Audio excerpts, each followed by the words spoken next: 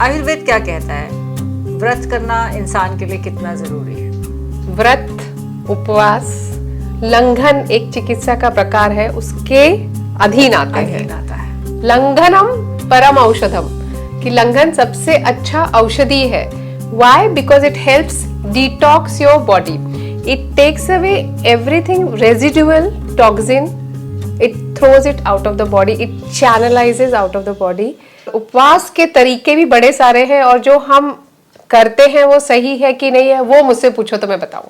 Generally Hindustan में हम उपवास, व्रत, फास्टिंग इस सबको ना रिलीजन के साथ जोड़ते हैं। क्या वही सही तरीका है जो साल में एक बार 40 दिन का आता है, या तो फिर कुछ लोग हैं जो हर सोमवार का व्रत है, मंगलवार का व्रत है, गुरुवार का व्रत है, कुछ लोग तो पता नहीं थ्रू आउट द वीक व्रत रखते रहते हैं। तो actually what is the ideal thing कि कितना नहीं खाना चाहिए? फास्टिंग का रिलीजन से ज़्यादा कोई लेना देना नहीं है।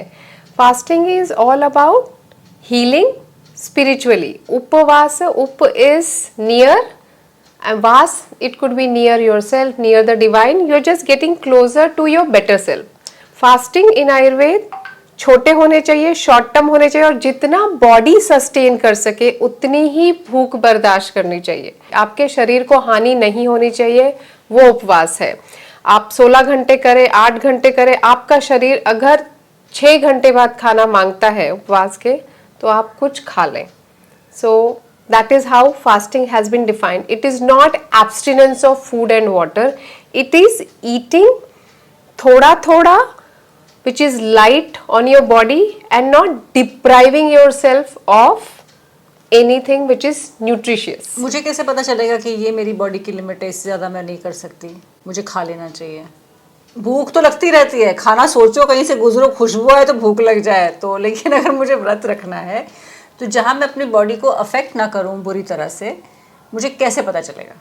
अगर आपको इतनी भूख लग रही है कि आप बर्दाश्त नहीं कर पाते हैं, उन्होंने तो उपवास करना ही नहीं चाहिए। उनके लिए फास्टिंग वर्ज्य है। जिसको एक्सेसिव भूख लगती है या प्यास लगती है वो उपवास ना करें, बिकॉज वो सस्टेन नहीं कर पाते, उनका बॉडी कॉन्स्टिट्यूशन अलाउ ही नहीं करता। फास्टिंग सबके लिए नहीं है। फास्टिंग आपका विल पावर है, फास्टिंग आपका डिटॉक्स है, फास्टिंग आपका बॉडी का सेल्यूलर लेवल पे करेक्शन है। तो अगर आपने अपना ठान ली है तो आप मिनिमम 6 घंटे की फास्टिंग से शुरू करिए। और 6 घंटे ये नहीं कि खाना खाया उसके बाद 6 घंटे, पहला खाना पच गया हो उसके बाद 6 घंटे ना खाएं। इनफैक्ट रात को 8 बजे से सुबह 8 बजे तक अगर आप नहीं खाते 12 घंटे तो भी वो फास्टिंग है, जो कि आमतौर पे सभी कर लेते हैं। अच्छा, जस्ट आस्किंग, क्योंकि हम सुबह पे पहुंच गए 8 बजे, सपोज आप 6 बजे उठे तो आपको कितनी जल्दी खा लेना चाहिए उसके बाद? सुबह 6 से लेके 10 बजे का काल कफ का काल होता है, जहाँ पे बहुत ज़्यादा भूख नहीं लगी होती। तो अगर जितना आपका मन करे, जैसी भूख वैसा खाना। सो ये जो सुबह है ना कि ब्रेकफास्ट बड़ा एलाबोरेट होना चाहिए, बहुत कुछ खाना चाहिए, बिकॉज दिन भर कुछ खाने को नहीं मिलेगा। अगर आप खा सकते हैं नथिंग लाइक इट, अगर आप नहीं खा सकते तो जितनी भूख है उतना खाना चाहिए। कफ काल में आपको ज़्यादा पचता नहीं है। The best time to have food is between 11 to 2 p.m. when sun is at the highest. ओहो, मैं तो सुबह उठते ही 1 घंटे में मुझे लगता है लाओ लाओ कुछ लाओ खाने के लिए, मुझे तो नमक मिर्च सब चाहिए होता है। तो वैसे आपकी रिक्वायरमेंट है। हाँ, बट बिकॉज मुझे सब कहते थे कि नहीं नहीं सुबह उठ के सबसे पहले कुछ फल वल डालो और ये सब करो, लेकिन जब तक मैं वो नमक और वो मिर्च जब तक ना कुछ हल्का हल्का, मैं ये नहीं कह रही बहुत, तब तक मेरी ना आंखें जागती नहीं है पूरी तरह। बॉडी को पता है, शरीर को आपके पता है और मन को आपके पता है कि आप उसको क्या खाना है, you give it, but don't over indulge. एक पहली डकार आई तो उस पर खाना छोड़ देना चाहिए। तो मतलब ये कि जितने ये हमारे पास कॉन्सेप्ट्स आते हैं कि सुबह उठ के इतने बजे से इतने बजे तक के सब फल ही खाइए और उसके बाद आप फिर अनाज खाइए, फिर उसके बाद ये मत खाइए, वो भी अकॉर्डिंग टू आयुर्वेद जो दोष हैं उसके हिसाब से होता है? ऐसा कुछ नहीं कि सुबह उठते ही फल खाइए। देयर इज सुबह उठते एक्चुअली कफ काल में something warming, Supi and nourishing ऐसा कुछ होना चाहिए। तो आप खिचड़ी खा सकते हैं, दलिया खा सकते हैं, उपमा खा सकते हैं, it could be anything. Fruit का टाइम ऐसा सुबह सुबह उठ के फ्रूट खाने का कोई वक्तव्य नहीं है। और अगर कोई कहता है कि मुझे आज दिन भर के लिए व्रत करना, मैं शाम को आके व्रत तोड़ने वाला हूँ, तो उसको जो व्रत तोड़ने का समय है जिसको हम कहते हैं खोलते हैं, उस वक्त आप क्या खा सकते हैं और क्या नहीं खाना चाहिए? सब लोग तो भर भर के वो साबूदाना की खिचड़ी भी खाते हैं, बट मुझे ये मालूम है कि साबूदाना कैन क्रिएट गैस, और 12-14 घंटे आपने कुछ नहीं खाया तो उससे तकलीफ नहीं होती? फास्टिंग करते क्यों है? तो आपका मेटाबॉलिज्म बूस्ट करने के लिए। कभी चूल्हा जलाया है? चूल्हा जलाते हैं आप, उसको लगातार आप देखें तो हवा देते रहते हैं so that the fire keeps burning. अगर उसके ऊपर राख सेटल होने लगी तो वो अग्नि मंद हो जाती है। And fasting is all about improving your digestion and metabolic fires. तो आपका फास्टिंग का काम होता है वो परत हटाना so that the fire is what you से इग्नाइटेड अगेन। मतलब भूख और अच्छी तरह लगे। हाँ, अब जब आपने ये सब किया है, अपने अग्नि को प्रखर कर लिया है, तो दे जो थोड़ा वार्म हो, थोड़ा सा नरिशिंग हो। आयुर्वेद में कहा गया है कि गरम पतली चावल की खिचड़ी या चावल का पानी, because it helps improve digestion and it is very very light to digest. हल्का आहार, मतलब आपने अगर बहुत टाइम तक नहीं खाया, आप कुछ बहुत हैवी डालोगे पेट में, तो जो आपने इतनी अग्नि बढ़ाई है वो तुरंत बुझ जाएगी। जैसे जलती आग पे आप पानी डाल देते हो, वैसे अगर आप बहुत हैवी खाओगे तो वो तुरंत बुझ जाती है। आपका जो फास्टिंग आपने इतना किया है, जिसके फायदे आपको मिलने चाहिए, of detox, of cellular detox, वो आपको नहीं मिलते। इसलिए always go for something which is light, जैसे सूप हो गया सब्जियों का, या चावल का पानी, या पतली सी खिचड़ी। And what about intermittent fasting, जो 16-16 घंटे लोग, जैसे यू सेड कि 6 घंटे इज़ गुड इनफ, अगर आदमी खींच ले तो कुछ घंटे और, लेकिन 16 घंटे ज़्यादा नहीं हो गया भूखे रहना? अब वो इंडिविजुअल के ऊपर डिपेंड करता है। अगर सस्टेन कर पा रहे हैं लोग कि 16 घंटे वो फास्टिंग कर ले रहे हैं, तो इट इज़ फाइन। हर कोई नहीं कर सकता। जो वात प्रधान लोग हैं, जो दुबले पतले हैं, जिनको बहुत भूख प्यास लगती है, जिनका अपने इमोशंस पे भी कंट्रोल नहीं है, वो 16 आवर्स फास्टिंग ना करें तो बेटर है। बिकॉज इसमें they are just causing more emaciation. आपका नरिशमेंट कम हो रहा है, आप मसल मास लूज कर रहे हैं। If you are feeling fresh, अगर आप इंटरमिटेंट फास्टिंग करके फ्रेश, एनर्जेटिक और दिन भर का काम आराम से कर सकते हैं, it is good for you. But अगर आपको बॉडी में पेन है, यू आर फीलिंग ड्राउजी, आंखों के सामने अंधेरा आ रहा है, स्किन ड्राई हो रही है, बाल झड़ रहे हैं, and there is no benefit you are seeing, then you should stop intermittent fasting. Because we talking about intermittent fasting, ऐसे कौन से कंडीशंस हैं जिसमें आपको इंटरमिटेंट फास्टिंग तो बिल्कुल नहीं करनी चाहिए? Health conditions. लोगों ने इंटरमिटेंट फास्टिंग शुरू की थी जब उनको कोई मेटाबॉलिक एरर था। हो सकता है डायबिटीज़ हो सकता है थायराइड हो सकता है कोई इन्फ्लेमेटरी पेन्स हो। तो इन कंडीशंस में to correct metabolism short term fasting आपको हेल्प करती है। पर अगर आपने इसको अपना लाइफस्टाइल बना लिया है तो हो सकता है इससे आपको फ़ायदा नहीं हो। तो फास्टिंग के 2-3 तरीके हैं आयुर्वेद में। अहोरात्रि भोजनम अभाव, कि रात भर आपने खाना नहीं खाया, वो भी फास्टिंग है। सर्व भोग विवर्जिता, आपको जो सबसे ज़्यादा पसंद है, जो आपके डेलिकेसीज है, जो आपका डिज़ायरेबल फूड है, आप उससे दूर रहें तो भी फास्टिंग है। तो आप चूज़ कर ले आपको कौन सी फास्टिंग करनी है। It could be for 6 hours, 8 hours, आप जितना आपका बॉडी आपको अलाउ करे उतना। सो fasting is actually good rejuvenative, restorative and it renews all your cells. Nobel prize winning study है ये कि फास्टिंग करने से बॉडी स्टार्ट्स एक्टिवेटिंग ऑटोफेजी। अब ऑटोफेजी क्या है? ऑटो इज मेरे खुद के सेल्स और फाज इज खाना। तो जैसे जैसे सेल्स म्यूटेट होते हैं, कुछ कुछ प्रोटीन्स गलत बनते हैं। तो अगर मैंने 12 घंटे फास्टिंग कर ली या मैंने 8 घंटा नहीं खाया, तो सेल्स विच नीड फूड, ये जो उनके आसपास की चीज़ें होती है, अनफोल्डेड प्रोटीन्स, बाहर के बैक्टीरिया, वायरस, ये उनको खाते हैं, एनर्जी बनाते हैं, and that is how you detox yourself. Whatever was not needed by the body has been devoured by the body, and that is autophagy. And this is how the cells renew and restore and repair, and it is anti-aging. अगर आप fasting कर रहे हैं तो Ayurveda recommend करता है कि क्या क्या खाएं। तो आप पानी पी सकते हैं, खा क्या सकते हैं, कंद, रूट्स, सिंपल फ्रूट्स, दूध का सेवन कर सकते हैं। उसके अलावा औषधि, जो दवाइयाँ आपको दी गई हैं, कई बार लोग क्या करते हैं कि फास्टिंग में दवाई नहीं खाते, पर आयुर्वेद में ही मेंशन है कि आप औषधि का सेवन ना छोड़ें। If you are recommended some medicine, please take it. उस टाइम प्लीज। लेकिन जब कुछ दवाइयाँ होती हैं, कहते हैं have it after meals only, जब मील ही नहीं खाया तो क्या दवाई खाएं? तो जब मैं कह रही हूँ कि आप कुछ कंद खा सकते हैं और फ्रूट्स खा सकते हाँ, हैं, तो मतलब टोटली आप खाना बंद नहीं कर सकते। अगर दवाई ले रहे हैं तो जो भी हल्का फुल्का है, कुछ आपको जो आपकी फास्टिंग में अलाउड हो वो खाना चाहिए, और दवाई ज़रूर लेनी चाहिए। ओके। और जब आप खा ही रहे हैं, अब लोगों के शौकिया लोग फास्टिंग में कुछ ज़्यादा फीस्टिंग कर लेते हैं, बहुत खाते हैं। साबूदाना खिचड़ी हो गई, 2-3 तरह के, सिंघाड़ा का आटा हो गया। Now singhara is very heavy to digest, मधुर, शीत मधुर, it's a heavy fruit to digest. साबूदाना हम भिगो के बनाते हैं। Anything which absorbs water becomes heavy to digest.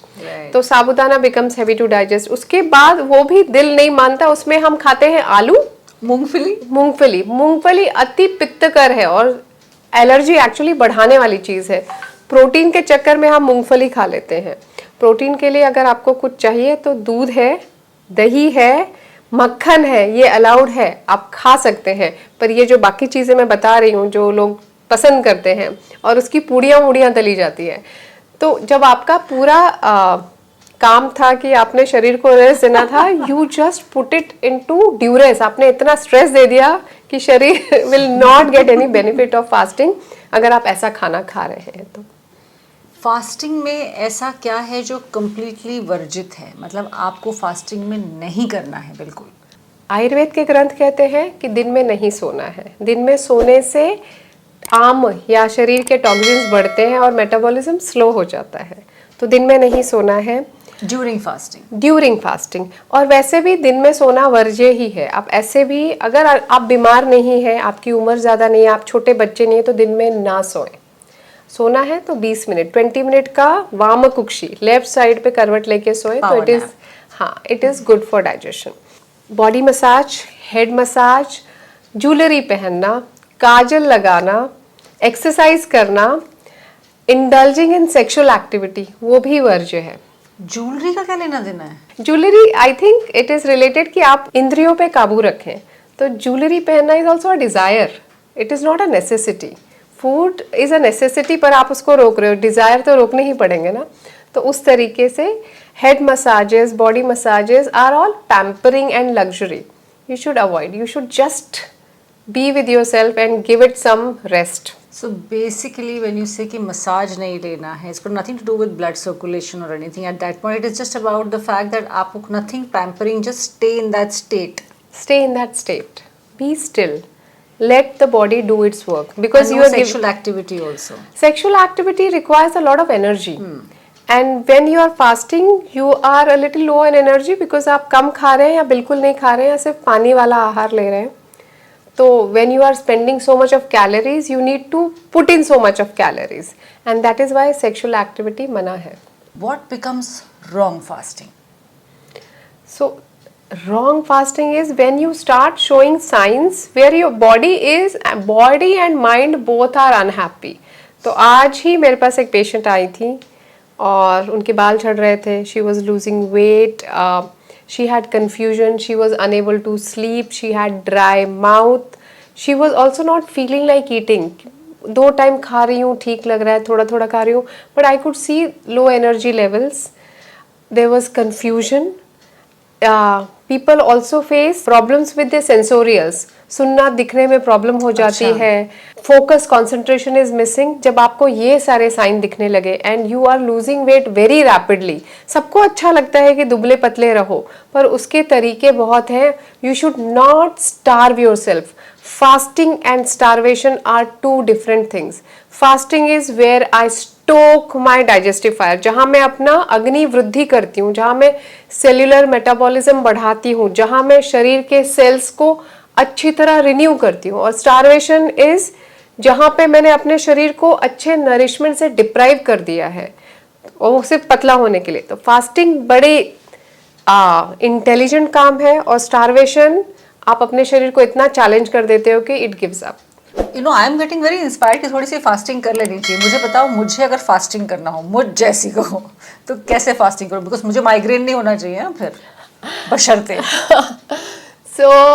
किसको फास्टिंग नहीं करनी चाहिए, इसके तो बहुत क्लियर कट इंडिकेशंस है आयुर्वेद में। सुकुमार, delicate people should not fast, just like her. जिनकी वात प्रकृति है, जिनसे भूख प्यास बर्दाश्त नहीं होती है, जो लोग बहुत छोटे हैं या बहुत उम्र दराज है, people who are pregnant, women who are pregnant, इन सब ने फास्टिंग बिल्कुल नहीं करनी चाहिए। अगर वो मतलब रिलीजियस प्रैक्टिस हो या दुबला पतला होना हो, किसी भी चीज के लिए, unless it is indicated through a doctor, नहीं तो फास्टिंग नहीं होनी चाहिए। और फास्टिंग किसे नहीं करनी चाहिए? People who have extreme mood swings, people who have anger, people who have jealousy, people who are sad, all these people also should not indulge in fasting. Can wrong fasting affect any of your organs? many मैंने कहा ना कि fasting है और starvation है। आपने गलत fasting कर लिया, आपने अपने शरीर को डिप्राइव कर दिया नरिशमेंट से, विच इज स्टारवेशन, तो your liver, first seat of metabolism, सबसे बड़ा organ liver is affected. Second, your circulatory system is affected, आपके हार्ट पे इफेक्ट हो सकता है, कई बार किडनी पे इफेक्ट हो सकता है, तो मेजर ऑर्गन्स पे फर्क पड़ता है। इनफैक्ट ब्रेन का food is sugar and fat, और अगर आपने वो डिप्राइव करके फास्टिंग शुरू कर दी तो आपको कंफ्यूजन और मेमोरी प्रॉब्लम्स ये सारे भी शुरू हो सकते हैं। So जो people who give up मीठा completely in certain fasting और शायद महीनों नहीं खाते, तो even that's not a great idea? थोड़ा शक्कर खा लेनी चाहिए, चीनी खा लेनी चाहिए किसी फॉर्म में? हाँ, तो अगर ये लोग कार्ब खा रहे हैं, जो कि आपको चावल, दाल, गेहूं और ये सारे पटेटोज, कंद, फ्रूट्स, इनसे थोड़ा थोड़ा कार्ब मिल रहा है, विच इज शुगर। अगर आप फ्रूट्स खा रहे हैं, उसमें फ्रुक्टोज है, विच इज शुगर। तो आपके पास ये सारे सोर्सेज ऑफ शुगर हैं, तो आपको क्लियर कट शुगर की ज़रूरत नहीं है, which is refined sugar, then it is okay. Sugar is not recommended. Sugar काफी inflammatory चीज है। खड़ी शक्कर is good, good is good.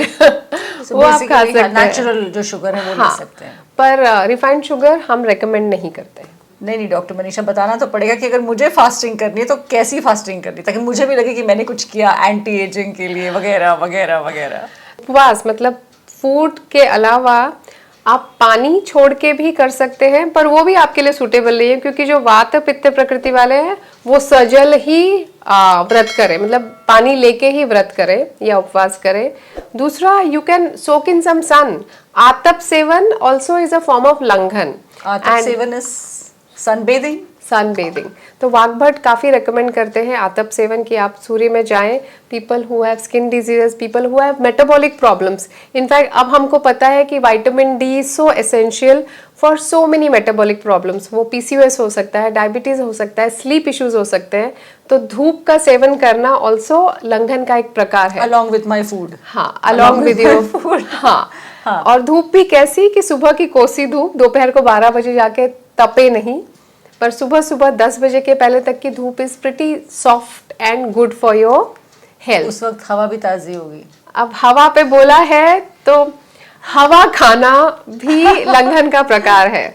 Marut seven, Marut is हवा और उसका सेवन, तो एकदम ठंडी हवा में पहाड़ों पे जाके ऐसे आप खड़े ना हो, but cool breezes along the river, समुद्र के आसपास is also a kind of लंघन। It helps improve your digestion and आपका आम भी कम करते हैं, detox. Good factor also, it is a feel good factor also. तो ये भी प्रकार है जिससे कि आप प्रैक्टिस कर सकते हैं कि आपका फास्टिंग हो गया। Now choose one. This I can choose very easily.